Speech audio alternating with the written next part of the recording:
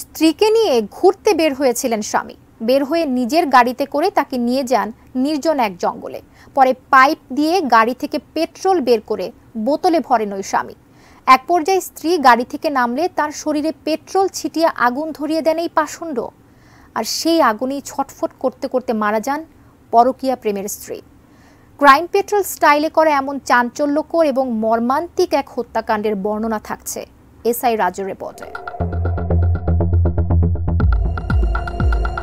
স্ত্রী বিলকিসকে নিয়ে পূর্বাচল এলাকায় প্রায় ট্যাক্সি ক্যাবে ঘুরতে যেতেন স্বামী মিজানুর রহমান সুমন। বেড়াতে গিয়ে সুযোগ খুঁজতেন কিভাবে মেরে ফেলা যায় স্ত্রীকে। একদিন মিলেও যায় সেই সুযোগ। গত রোববার পূর্বাচলের ২৪ নম্বর সেক্টরের একটি নিরিবিলি জায়গা দেখে গাড়ি থামান সুমন। এরপর স্ত্রীকে বসিয়ে গাড়ি থেকে নেমে গাড়ির পাইপ দিয়ে পেট্রোল বের করে একটি বোতলে নেন তিনি। পরে স্ত্রীর গায়ে পেট্রোল ছিটিয়ে আগুন জ্বালিয়ে দেন পাষণ্ড এ স্বামী। স্ত্রীকে আগুনে জ্বলতে দেখে একটু মায়া হয়নি নিষ্ঠুর স্বামী নামের কলঙ্ক সুমনের। উল্টো স্ত্রীকে জ্বলতে দেখেও পালিয়ে যান তিনি। পরে বিলকিসের চিৎকারে আশেপাশের লোকজন ছুটে এসে তাকে উদ্ধার করে হাসপাতালে নিলে পরের দিনই মারা যান হতভাগা এই নারী। ঘটনার দুদিন পর মঙ্গলবার গাজীপুরের বাসন এলাকায় অভিযান চালিয়ে মিজানুর রহমান ওরফে সুমনকে গ্রেফতার করে র্যাপিড অ্যাকশন ব্যাটালিয়ন র্যাব। পরে বুধবার সংবাদ সম্মেলন করে এসব তথ্য জানান র্যাব ১-এর পরিচালক লেফটেন্যান্ট কর্নেল মুস্তাক আহমেদ। তার গাড়ির মধ্যে ট্যাঙ্কের মধ্যে যে পেট্রোল ঢাকা আছে তার পাইপ দিয়ে বোতলের মধ্যে পেট্রোলটা নেই এবং কৌশলে তার ওয়াইফকে ডাকে নিয়ে আসে যে নামো গাড়ি থেকে।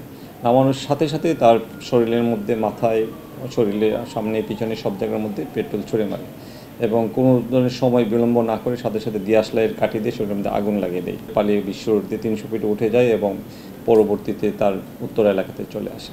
তো প্রতিমধ্যে মানুষ দেখে তাকে উদ্ধার করে প্রথমে কর্মীটুলা হাসপাতালে নিয়ে যায়। পরবর্তী তার অবস্থা আরও খারাপ হলে তাকে পরবর্তীতে শেখ হাসিনা বার্ন ইনস্টিটিউশনে নিয়ে যায় এবং যার পরিপ্রেক্ষিতে চিকিৎসারত অবস্থায় গতকাল সকাল ৯টার মধ্যে তার মৃত্যুবরণ করে। র্যাব ১ পরিচালক মুস্তাক আহমেদ জানান, ঘটনার পর মিজানুর আত্মগোপনে চলে যান। পরে তাকে মঙ্গলবার সন্ধ্যায় গাজীপুরের বাসন এলাকা থেকে গ্রেফতার করতে সক্ষম হয় র্যাব ১।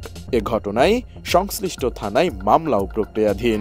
বাঁচে থাকার জন্য তার তুরাগ নদীর মধ্যে তার মোবাইলটা ফেলে দেয় এবং সে সম্পূর্ণ যোগাযোগ থেকে বিচ্ছিন্ন হয়ে পড়ে আইনশৃঙ্খলা রক্ষাকারী বাহিনীর চোখে আড়াল করার জন্য। সে ভেবেছিল যে সে কখনো ধরা পড়বে না। আমরা সবসময় এই সমস্ত চাঞ্চল্যকর অপরাধীকে যে কোনোভাবেই হোক ধরার জন্য আমরা সবসময় আমাদের সর্বোচ্চ যে মেধা, প্রজ্ঞা এবং তথ্য প্রযুক্তিগত যে সহায়তাটা সেটা নিয়ে আমরা তাদেরকে ধরতে সক্ষম হয়েছি। গ্রেফতার মিজানুর রহমান সুমন কুমিল্লার মুরাদনগর উপজেলার মফিজুল ইসলামের ছেলে। মর্মান্তিক এ মৃত্যু দাগ কেটেছে সব শ্রেণীর মানুষের মনে।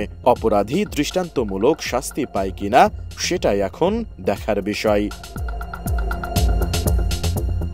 এসআই রাজ, এটিএন নিউজ, ঢাকা।